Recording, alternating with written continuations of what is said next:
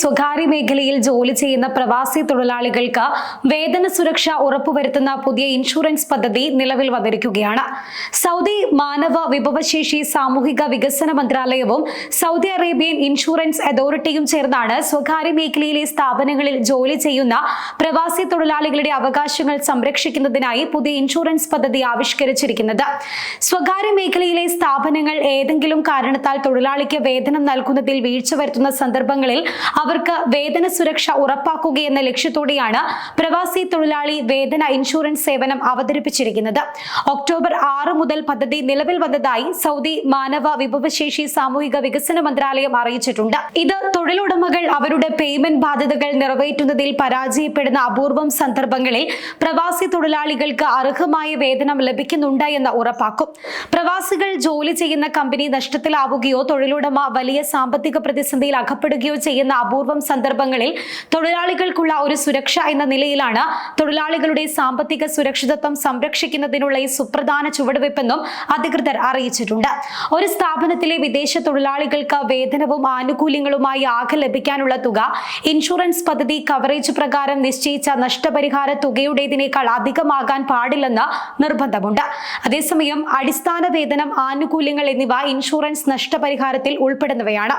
പുതിയ ഇൻഷുറൻസ് പദ്ധതി പ്രകാരം നഷ്ടപരിഹാരം ലഭിക്കാൻ വിദേശ തൊഴിലാളി സൗദി അറേബ്യ വിടണമെന്ന വ്യവസ്ഥയില്ല.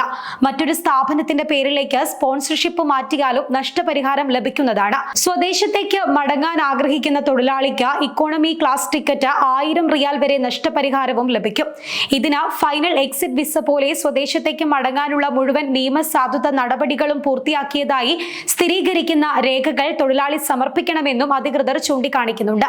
സ്ഥാപനം പ്രതിസന്ധിയിലായതിനാൽ 80% വിദേശ തൊഴിലാളികളുടെ വേതനം 6 മാസത്തേക്ക് വിതരണം ചെയ്യാൻ കഴിയാതെ വന്ന സ്ഥാപനങ്ങളിലെ വിദേശ തൊഴിലാളികൾക്കാണ് പുതിയ ഇൻഷുറൻസ് പദ്ധതിയുടെ പ്രയോജനം കൂടുതലും ലഭിക്കുക.